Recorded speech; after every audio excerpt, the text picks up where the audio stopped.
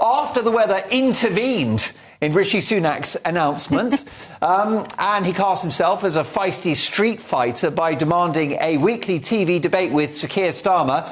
Has this given the Prime Minister something of an opportunity? It appears that Sir Keir has agreed in principle to a TV debate, but it looks likely that Labour will agree to just 2 debates, not the 6 that Sunak's camp are suggesting.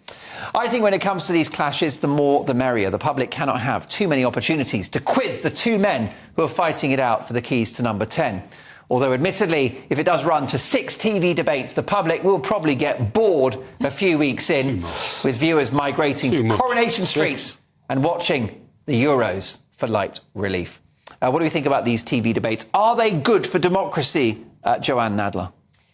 Well, I'm all for holding politicians to account, but there's a degree of pantomime about those debates, which means we avoid really scrutinising detail. They're part of our system now, so we've got to go with But if there are more of them, won't we be able to see between the joins? If there are only 2, then the leaders can hold it together. Absolutely. Whereas if there are 6, which is what the Prime Minister wants, at some point the cracks will appear. I've been very critical of Rishi Sunak so far on this programme, but I think this is the first thing that I would say that he's done, which is taking the initiative. I think, insisting on the debates and then insisting on a large number of them, or at least asking for a large number of them, is quite clever. Yeah, what do you think, Aidan? He's cast himself as the street fighter, the disruptor, even though he's Prime Minister. Look, he's got nothing to lose by challenging the incoming, or someone we think is going to be the incoming Prime Minister, to a debate. But if I think back to 97, and again, I keep going back to 97 because this is the most comparable era of politics I can think of. John Major challenged Tony Blair to a TV debate when they weren't really a thing in this country. They're a very Americanised type of thing. Yeah. And Tony Blair, quite wisely, said no, because he knew he was going into number 10. He knew he had the keys in the palm of his hands.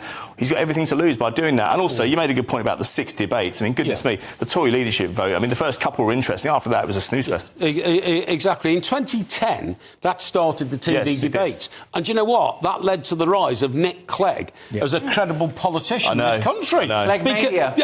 Honestly, his advisors got him better prepared for those TV debates than either the Tories or Labour. He did extremely well, and it really wrecked all the predictions for who was going to win. And that's why we ended up with a coalition, because of Nick Clegg's very impressive performance at the TV debates. 6 would be far too many. 6 would be too many, because nobody would listen after the second or the third. It's a ploy, isn't it? We have had such a short... I don't think anybody would listen after the second or third. All year round. I'd host one of them. I'll do it for